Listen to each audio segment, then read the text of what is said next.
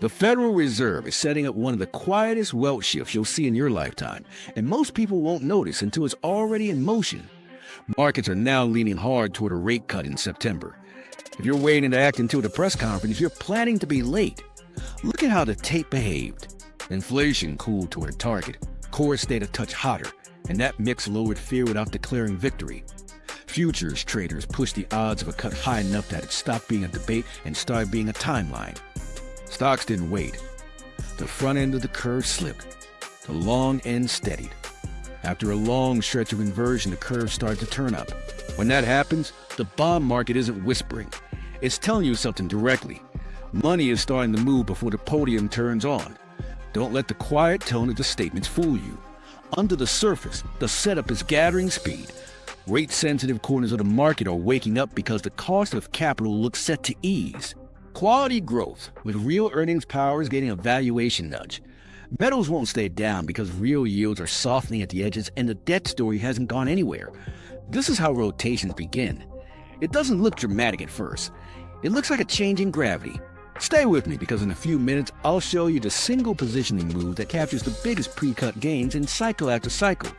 It's simple, it's repeatable, and it's usually ignored until everyone's chasing the same trade. First, you need the map so you can recognize the terrain when you see it. Since the 80s, the earliest sign of an approaching cut hasn't been a quote on a news banner. It's been the yield curve's behavior. When hiring cools around the edges and inflation edges down, short rates start to slip while long rates stall or ease. That turn upward after inversion is a bull steepener. The reason it matters is simple. Big money wants to lock in today's yields before the Fed takes them away. They don't wait to be told. They rotate when the curve tells them it's time. That rotation does two things at once. It lifts longer maturity bonds as yields decline, and it re-rates parts of the equity market where future cash flows matter most. That's why quality technology with real demand, lenders that benefit from borrowing short and lending long, and real estate with clean balance sheets often wake up before the announcement. The market isn't reacting to a cut. It's front-running the easier conditions a cut will confirm. Now overlay the debt picture. The national debt keeps climbing, and servicing it is expensive with high policy rates. Over a longer horizon, the path of least resistance is lower policy unless inflation flares again. That backdrop is one reason gold refuses to break down for long and silver holds a bid when real yields drift lower. When the cost of holding metals falls, the patience to hold them rises, and the structural bid returns. Here's the tension most investors never resolve. They want certainty from the Fed before they act, but the best part of the move usually shows up before the words do. Markets price the future, not the press release. If you wait for confirmation, you're competing with everyone who waited. You'll pay more for the same exposure, and you'll do it while the early move is already fading. Let me open the loop, I promise. What's the single positioning move that keeps working before the first cut? It's a disciplined tilt toward duration while the curve is steepening, paired with a selective rotation into assets that re-rate when the cost of capital falls. You're not swinging for the fences. You're building a posture that benefits from the direction of policy without needing to guess the exact date cut. Here's how that posture comes together in practice, spoken plainly instead of in checklist language. You add exposure to high-quality, longer maturity bonds in steps, not all at once, so a choppy week doesn't shake you out. You lean toward cash flow-rich growth, where demand is real and balance sheets are clean because lower discount rates help those future dollars the most. You keep a measured allocation to gold and silver as your debt and real yield hedge, because even in a risk-on stretch, they can climb when real yields slip. You size each piece so you can hold it through noise instead of reacting to every headline. Risk controls are what make this work. Decide your maximum exposure for each sleeve before you start.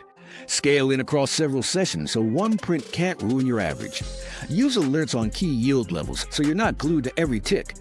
If the curve flattens sharply on a hot inflation surprise, cut back and wait for confirmation to return. If the curve keeps steepening and front-end expectations hold, keep building the stance.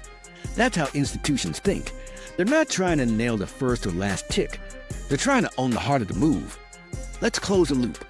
Why does the curve steepening before the first cut matter so much for positioning? Because it lines up three forces at the same time. First, bond math tilts in your favor as yields slide and prices rise along the duration curve. Second, equity valuations stretch most where lower discount rates lift the worth of future cash flows. Third, Alternative stores of value benefit when real yields fall while deficits stay large. When those forces align, the wealth shift starts quietly and then becomes obvious to everyone else. Put a realistic timeline around it so you don't overreact to noise. Big speeches set tone, markets trade the next meeting in advance, and payrolls plus inflation data steer the weeks between. You don't have to predict every data point. You just need to watch the reaction. If soft data gets bought and hot data doesn't slam long yields higher, positioning is calling the tune. If that behavior flips, tighten risk until the signals realign. Here's a 5-minute ritual that keeps you honest without turning your day into a chart marathon. Check whether headline and core inflation are drifting down or at least not re-accelerating. Check whether job gains are cooling at the edges without collapsing. Check whether the 2 years drifting lower while the 10 years steady to down. Check whether the spread between them is moving farther into positive territory. Finally, check whether rate-sensitive leaders hold gains on quiet days. If most answers are yes, the window's still open. If most answers are no, step aside and wait for the next setup. One last mindset shift turns all of this from theory into an edge.